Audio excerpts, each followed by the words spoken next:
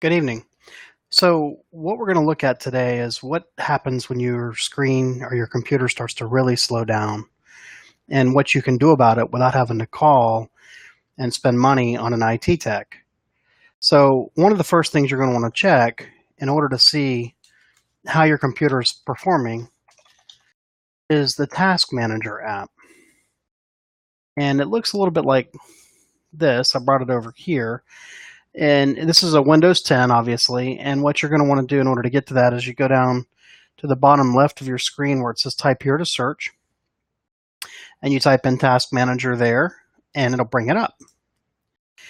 And you can look at your CPU, and you can look at your disks, and you can see how they're performing. Your CPU should not really be performing much more than, say, 10 or 15%. If you're up above 40, 50%, and sometimes you'll see it at 99%, you've probably got something going on that you don't want. So now, obviously, as you can see on my screen, we're looking at about 3% on CPU, and your disk, my disk is, not even really being bothered right now by any activity. So that's great. Your RAM also, your RAM is running programs for you. So, that's your memory. So that'll give you an idea of, what's being run in your short-term memory, your RAM, random access memory. So this is a very healthy computer. But for the sake of argument, let's just say that your CPU is above 50% and maybe it's spiking and there's some action that's going on that, you might be concerned about. Well, one of the first things I'm going to recommend that you do in that case is to go ahead and run a malware scan. And there's two free ways to do that are pretty effective. So let's take a look at two of the options that are out there for you that don't cost you anything other than a little bit of time and effort on your part. And I'm going to give you some recommendations on getting the best response from those. So, all right, we're going to move this back over out of the way. And I'm going to bring up Chrome here, which I've already got preloaded. Oop.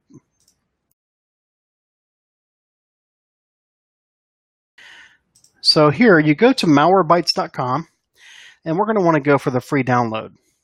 Now, Malwarebytes offers you a free 14-day trial. So, and you can utilize that free 14-day trial pretty much as much as you want. So, in this kind of case, what I would recommend is that you run Malwarebytes, complete that, maybe even run the trial, and then delete it from your system, and then you can always run it again later. So we're going to go for the free download, which I currently have on my computer. So we'll skip right over to what it looks like once we get that brought up. And I'm opening it right now, and I'm going to bring it over. So when it comes up, you're going to see a screen similar to this. And before you run a scan, it's tempting just to go ahead and click on Scan Now. But before you run the scan, let's click on Settings and go to Protection tab. And then go down here and make sure that the Scan for Rootkits, which is normally turned off, make sure that's turned on, because that's going to give you one extra layer during your scanning. And then we'll go to Scan, and we're going to go Scan Now. And it's going to run through a scan, and it will tell me at the end if there's anything on my computer. Now, I already know, because Malwarebytes is on mine, the premium edition is on mine. I paid for it. It was worth it. And you can get it for up to one device for like $39, I believe it is. And then you can get it for, I believe, 3 devices for a little bit more, and you can get it for 5 devices for $20 more, whatever it is. Anyway, I'll tell you, depending on how many devices you want, it's worth it. So it might not be a bad idea to scan or to go ahead and purchase it, but you can do it for free and you can run it on your own time. The advantage of the full version, premium version, is that you can actually schedule your scans to happen every hour and just kind of forget it and let it run. And the other thing, too, is it has real-time protection. After your 14-day trial, that real-time protection is no longer valid. So one of the reasons why I recommend that if you're not going to use it other than once in a while, go ahead and delete it so you can take advantage of the 14-day trial again. Anyway, so it's scanning through. It'll take a little while to do that. Quite a few files on this computer. The other option is the malicious software removal tool. And in order to do that, it pretty much already sets it up for you whenever you go to the site. It's Microsoft.com. And you can see the URL up here in the top of the screen in the address bar. I'll highlight it for you just in case it's right there. You go to the site. Of course, they're going to try and advertise to sell you something. Scroll down, malicious software removal tool, click on download. You don't want to add anything else on. All you want is the tool. So no thanks. We're going to click on that and we're going to continue. And it's going to download it. In theory. Okay, yeah, now it's working.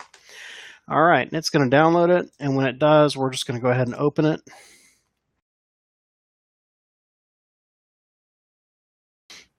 Now, the advantage of these two, aside from being free, is that they don't take a lot of your ability to run your machine. You know, they're not going to slow your machine down when they run. You can continue to work while they run, things like that. It's, you know, it's pretty easy, self-explanatory. So I'm going to show you whenever the app pops up. There we go.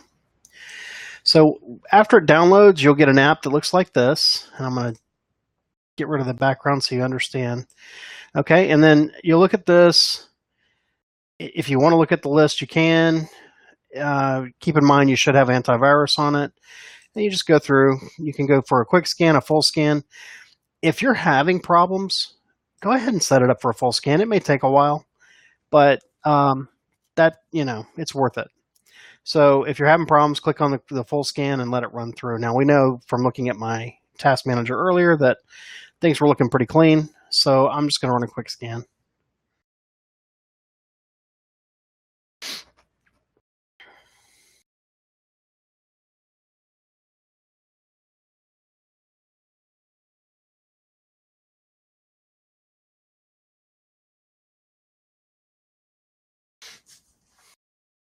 And as you can see, this is running through really quickly.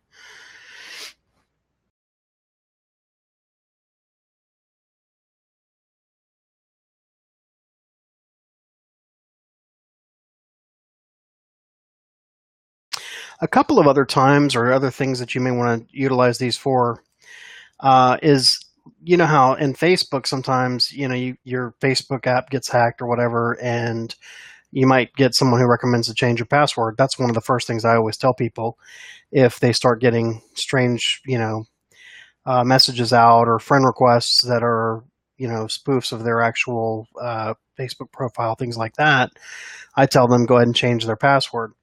But on top of changing your password, you should also go ahead and run a scan as well at the same time, because that's going to make sure that how they got your password wasn't by maybe logging your keystrokes. And there is malware out there that will log your keystrokes, and they'll look for things like passwords or social security numbers or credit card numbers, you know, things that they can utilize to steal your identity or steal your money. So these are the things that, you know, you're going to want to keep off your program. That's just one type of malware. Some of the other types of malware are like, it's called adware. So, you know, you do that search on Amazon one day, and then 3 days later you're on Facebook, and all of a sudden the thing that you searched for but didn't buy is popping up on your screen. That's adware. It's not real dangerous or anything, but it's unwanted, and it runs in the background of your computer. So it's best to keep your computer clean of that. It's going to run a lot better without that stuff on your computer. And then there are many other types, but one of the really scary types is ransomware. That gets on your computer and it kind of hides out for a few months or whatever, and it will infect all of your files and folders and stuff, and all of a sudden, you know, at some random point, it pops up with encryption and encrypts all those files that it's spread to. And then it pops up with a pop-up that says, you want to get this stuff back, you've got to pay a certain amount of Bitcoin or some other, you know, cyber currency. So we want to avoid that. And a couple of good ways to avoid that while we're waiting for this to complete its scan is to make sure that you have good backup that you can restore your data from, just in case that happens. But also, you also want to make sure that you keep your computers clean of any type of malware anyway. And that's what we're doing here. So We already know that these files are probably going to be clean. I did get a message that said that this was completed, so we'll go up here. Look, no threats detected. We already knew that was probably going to be the case. Now, one of the things we want to do before we close, though, is real quick, is that if you do get threats detected, well, what do you do next? Malwarebytes is going to give you the option to quarantine. It's going to quarantine all of that suspicious stuff. And if it's suspicious, it's probably a good idea to go ahead and quarantine it. And it'll also give you the option to go ahead and delete those from your computer. When you complete that, you're probably going to have to reboot your computer. It's worth it. Go ahead and do it. Take the time. You don't want that kind of stuff laying around on your computer. So, all right. So both of these scans were run in this little short video, and both of them show that no malware was detected.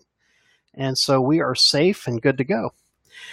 As always, if you have any questions or any issues or you ever want to ask, reach out to me at 813-605-7251, extension 1. Again, that's 813-605-7251, extension 1. Or you can reach me on Facebook or email me at dthornton, DTHORNTON, at abcnetfl.com. Thanks for your time.